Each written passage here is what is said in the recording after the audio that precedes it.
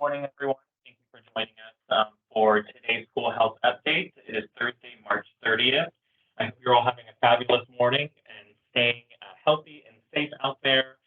Thank you again to all of our wonderful K-12 school partners for joining us bi-weekly for these calls. We hope that you're finding it meaningful. And I just want to throw out there, if you ever have feedback about these meetings, feel free to reach out to us at support@pima.gov.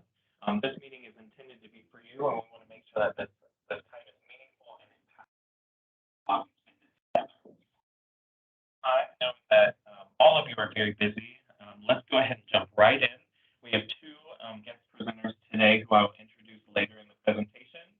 And I'm excited to share some information with you all today. All right. Beginning with just some brief agenda items here. So we'll start with some announcements. We'll review the Not Alone initiative. So if you were here last time, you got an overview of that. Some of you may have already implemented the initiative in your schools, which is very exciting. Hey, Michael, sorry to interrupt you. We're having a hard time understanding you. Your mic is cutting in and out. It's a hard time understanding. I think your mic is having some issues. Is that better? Yeah, let's try that. Give me a thumbs up. Okay. I had my mic about 2 feet away from me. So I'm not sure how much of what y'all were able to hear, but I'll just start over very briefly. So, thank you for joining us today on the school health update. It is March 30th. Really appreciate your time attending these bi-weekly meetings. And I threw it out there. If you have feedback for how you think these meetings could be improved, or things that you really enjoy about the meetings, feel free to reach out to us at schoolsupport@pima.gov. Looking at today's agenda, we'll start with some brief announcements. We'll talk about the Not Alone initiative. If you were here 2 weeks ago, you got an overview of this new youth mental health campaign that Pima County has launched.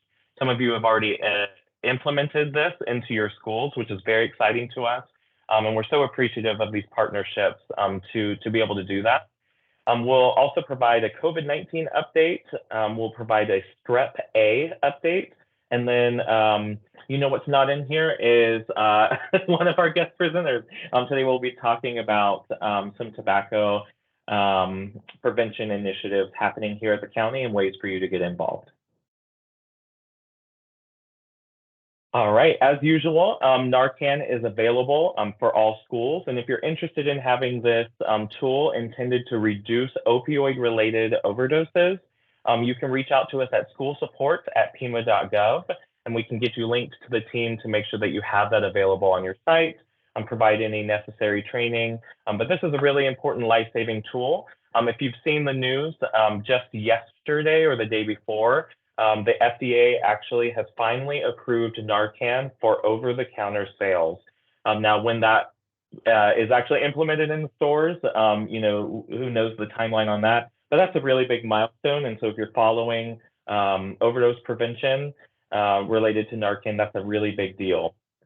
In terms of COVID test kits, we do have those available for pickup at our Pima County Health Department warehouse. And here at this link, when you get these slides, you can visit that link and sign up to get some test kits. This spring, if you think that it's been a little while since your students or staff maybe have gotten first, second doses or their boosters, or maybe it's time for their updated booster for COVID-19, you can in fact schedule a COVID-19 vaccination clinic at your school for staff and students. And that would be working with the county's vaccine equity team. And so they're very excited to work with you and make this as easy as possible. All they need is a table or two and a little bit of space, and they're good to go.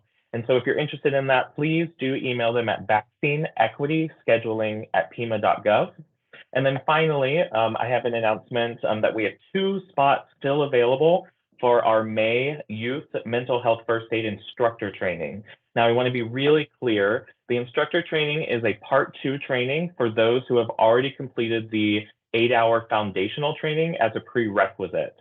If you fall into that camp and have completed the 8-hour foundational training, right now, what I would like to encourage you to do is to put your email contact into the chat so we can follow up with a comprehensive email about how to register.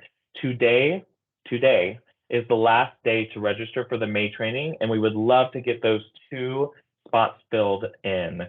So if you're interested at all, please put your email in the chat and we'll get that information out to you as soon as possible.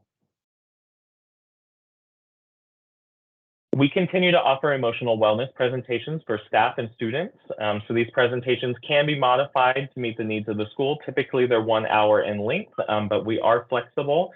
If you have a smartphone device and you open up your camera app, this fancy QR code will take you to the forum where you can review the descriptions of both presentations intended just for staff, presentations just intended for students, and those topics can include practicing mindfulness, managing stress, trauma-informed care, PACS tools, and Tech Talk Act. Bringing up the Not Alone initiative again, so we're very excited to have launched a countywide youth mental health campaign called Not Alone. There are 2 primary tiers that are involved in the Not Alone initiative. One is linking young people in K-12 settings who have tested positive for COVID-19 since May of 2021 to free counseling services. Our servicing agency for these services is COPE Community Services Incorporated. And we're very excited to be working with them. Their youth team is excited to start getting referrals and engagement from young people across the county. And the second tier here is that we want to provide options for youth leaders who are already showing up for their friends and their community with peer-to-peer support training that's free and virtual through the Born This Way Foundation through their Be There certificate program. If you're interested in receiving materials, like I said, some of you already have and have those implemented and hung up all around your school. If you're interested in receiving a toolkit of Not Alone outreach materials, you can email us at notalone@pima.gov. I see Matt is putting some important links in the chat, so we would love for you to take a look at those links. And then we also have, if delivery is something that you're just so eager and you can't wait, we have also created a Not Alone resource hub, which I see Matt has. If you have it, Matt, if you can throw that in there so folks can visit that. That will have all of our physical and digital assets for your use at your school site. And so just for general inquiries as well, feel free to email us at notalone@pima.gov. All right, so now I want to introduce the program manager here with Pima County. Lee, the floor is yours. Thank you so much, Michael. Can you hear me okay? You sound great, probably better than I did when I started. Excellent. Good morning, everybody. My name is Lee Ituli Clayson. I'm a program manager here at the Health Department for our tobacco prevention program. Hoping to spend just a couple of minutes with you today to share some really invaluable resources that we have available for all of our school partners throughout Pima County. I wanted to just quickly highlight that 3 million youth in the U.S. reported using a commercial tobacco product in 2022. And in 2022, the National Youth Tobacco Survey identified that about 1 out of every 30 middle school students reported that they had used an e-cigarette in the past 30 days. We still have a long way to go when it comes to addressing the youth vaping epidemic and challenges that are associated with youth using these products, especially within our school community. So I'm happy to share this information with you today. Tomorrow, March 31st, 2023, is the Real Deal on Vaping. It's a campaign and local day of action for us to address youth vaping in our communities. This campaign was launched back in 2019 in partnership with youth coalition members and also Superintendent Williams and his staff. As a result of this campaign, we also were able to launch back in 2019 a Pima County Public Schools task force group to address youth vaping.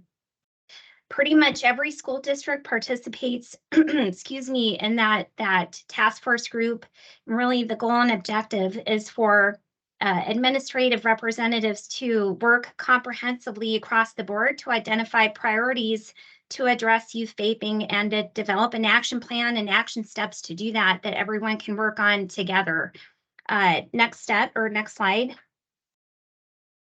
We still continue with that, facilitating that group. I think it's important for everybody to know that there's work happening at all different levels, but for the purposes of our campaign, The Real Deal on Vaping, this is just some additional, these are assets that were created by in partnership with youth. Social media campaign, if anybody's interested in helping us promote the amazing word in social media, or would like additional assets or information about this campaign, please feel free to visit our webpage there via the webpage site or the QR code. Next slide. In addition to the task force group and our Real Deal on Vaping campaign, I wanted to highlight a couple of really important resources for all of our school partners. Last year, we revamped a coordinated school health program this year, it's the Healthy Schools Initiative. This really is a partnership with schools and wellness coordinators with our team.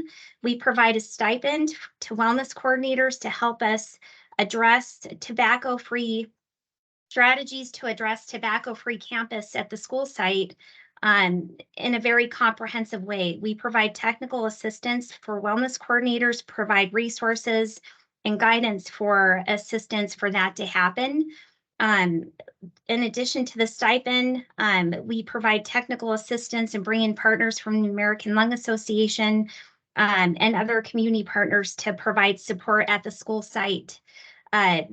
We're hoping to increase this year. We had 23 schools participate, hoping to increase that number next year as we continue to internally onboard staff for that to happen. A couple other programs, tobacco prevention education resources that are available in partnership with the American Lung Association for all of you include a Catch My Breath training, which is a four-session, 30-minute session in-class curriculum that's provided by the American Lung Association. We're offering to pay for that training for schools for that to happen if anybody's interested. They provide all the resources and the training for all of our school partners. The next two programs go hand in hand. It's called In Depth. In Depth is a diversion program for young people who are caught using vaping paraphernalia at the school site. It's an alternate to suspension program, and Not on Tobacco is a tobacco use cessation program for young people who are navigating addiction to these very deadly products. Not For Me is a self-guided cessation program for young people, and One Step is our early childhood education curriculum that we partner with the American Lung Association to provide training for early childhood educators on the detriments associated with second and third hand smoke of using commercial and vaping types of products. And again, all of these programs I'm talking about and resources are offered by the American Lung Association, and we are happy to provide the funding for folks interested in getting trained. Happy to have that partnership with all of you to offer that training. Next slide.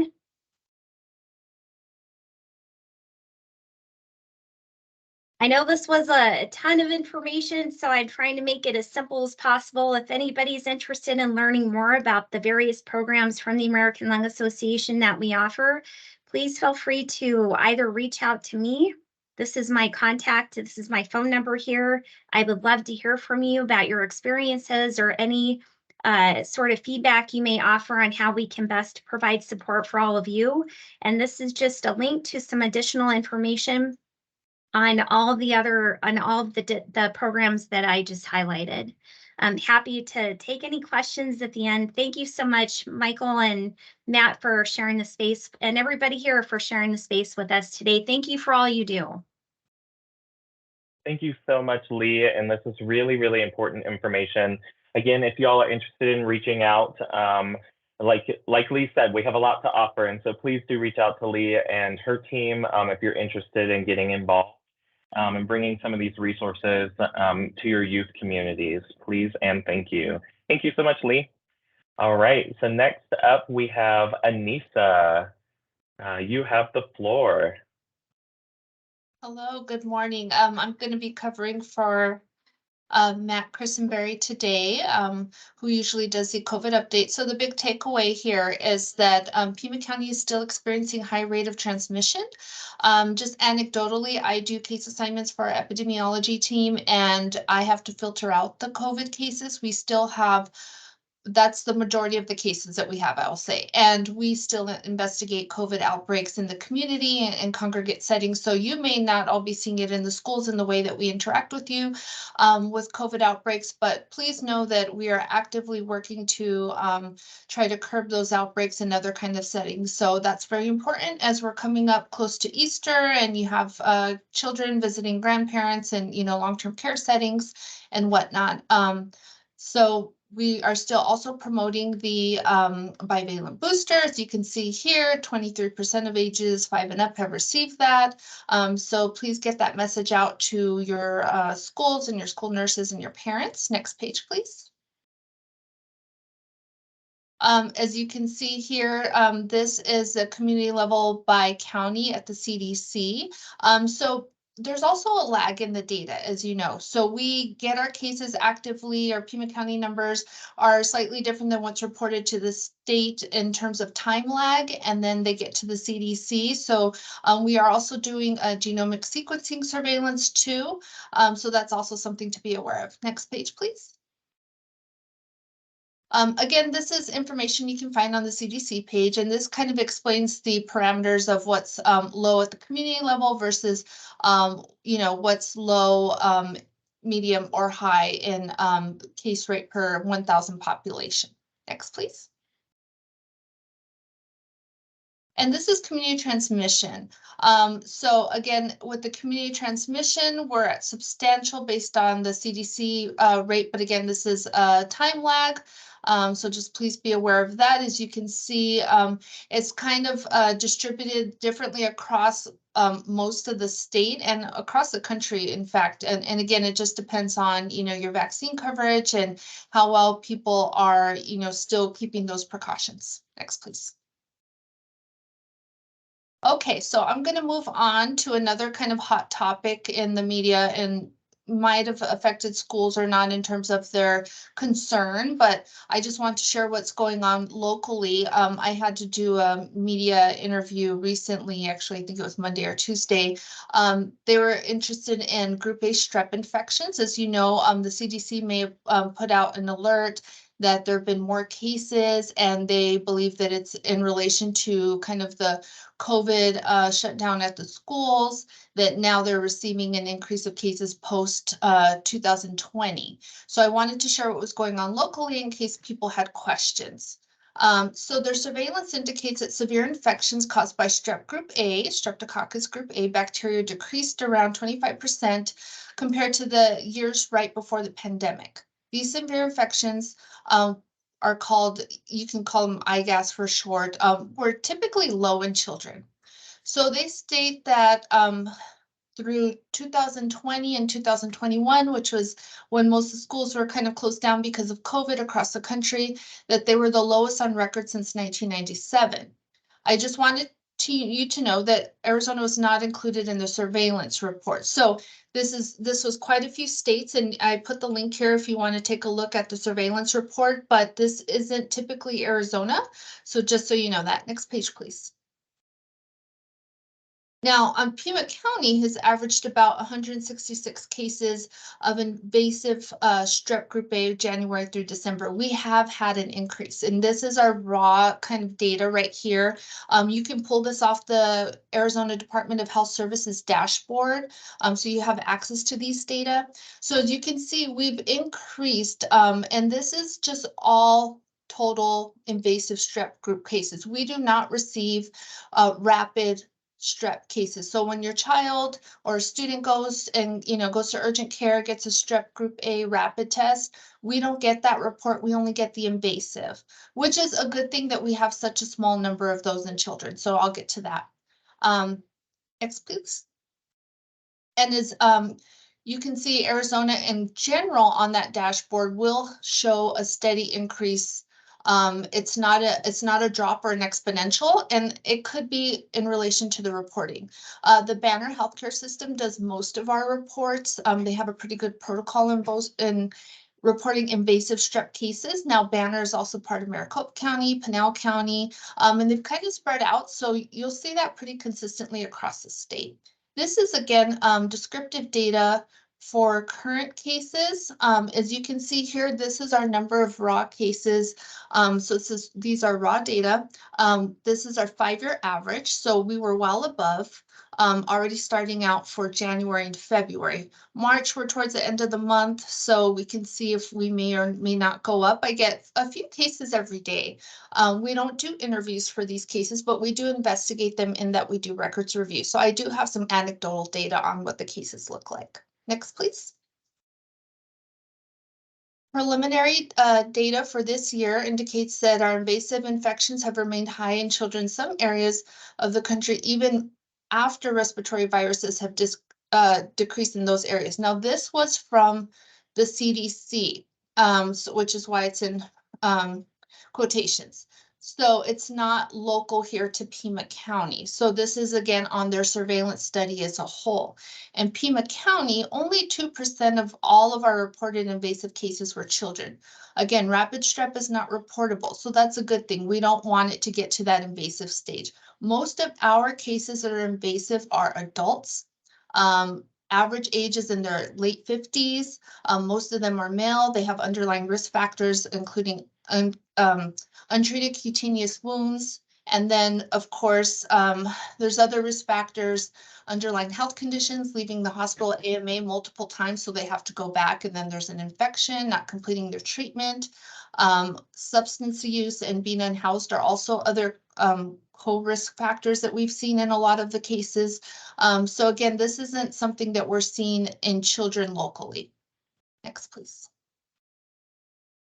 And this is just to show you visually what that percentage looks like. And if you can see here, this is a rate by 100,000 of the population for Pima County, and this is our current cases. So currently, no children have been reported. Next, please. Now, this is our past cases. So this is our 5-year average from 2018 to 2022. And as you can see here, it's a very, very small percentage of children who have this. Now, I'm not saying no, that we never have cases of children who get invasive strep, but it's very minimal compared to the rest of the population age group that we're seeing. And this is the distribution of that over the past 5 years. Next, please. So the big takeaway from this is we don't want it to get to that invasive phase, right? So invasive is when you're septic, it's in your bloodstream, or it's in a fluid like synovial fluid or cardiac fluid or something of that sort. So strep throat, if you as a nurse suspect, a student has strep throat, or parents call in and say that they believe their student has strep throat, let's get that tested right away, because they would also need antibiotic treatment and to complete that treatment appropriately. Now, there have been also shortages of antibiotics. So again, that's something that their doctor would need to work with in terms of having a backup antibiotic regimen plan for them. We want them out of school, and this is taken from the ADHS. It used to be called the flip chart, but now it's an app, and it's still on the website, but this is the guidelines from that. This is what strep throat looks like, what scarlet fever looks like. So of course, if there's a rash, a high fever, malaise, all of those symptoms, you definitely want them out of school. Scarlet fever is a result of a toxin produced by certain types of strep bacteria. It can cause impetigo as well. So if you have a student who's that sick, they really need to seek healthcare. Next, please.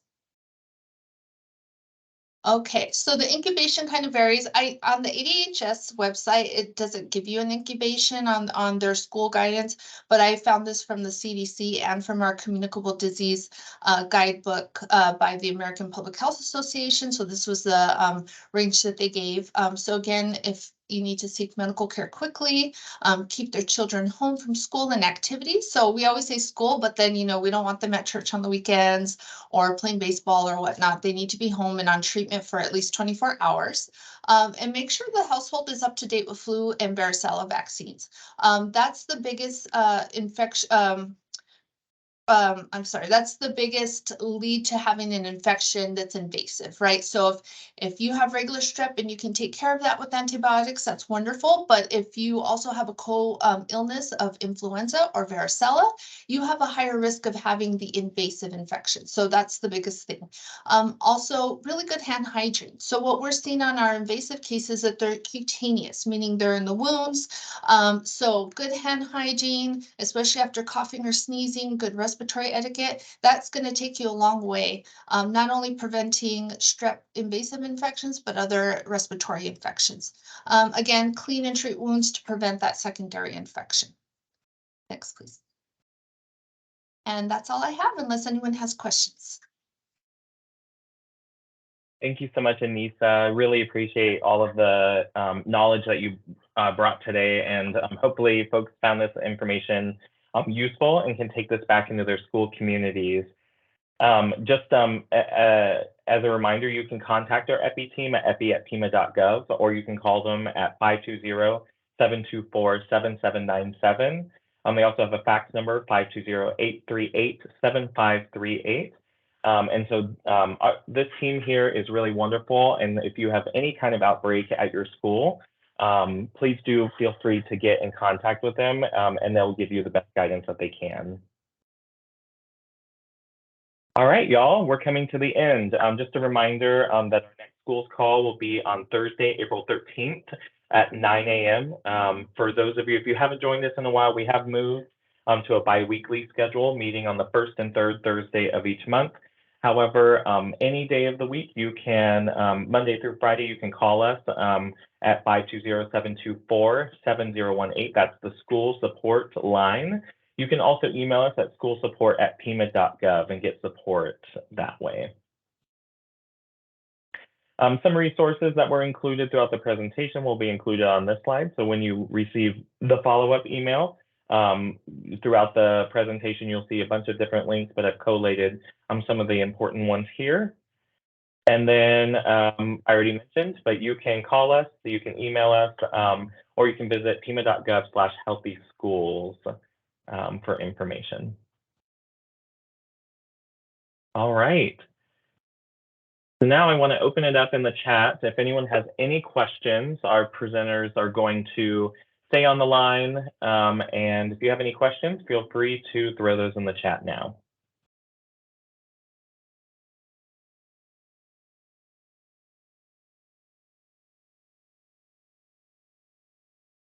All right. Well, I'm not seeing any in the chat. I do want to thank all of our amazing partners for being here today, our guest presenters for making these calls what they are. And hopefully you found this information useful. Please do get in contact with us if you're interested in any of the information presented today. And we hope you have a wonderful rest of your Thursday and a fabulous weekend. Thank you so much, everyone.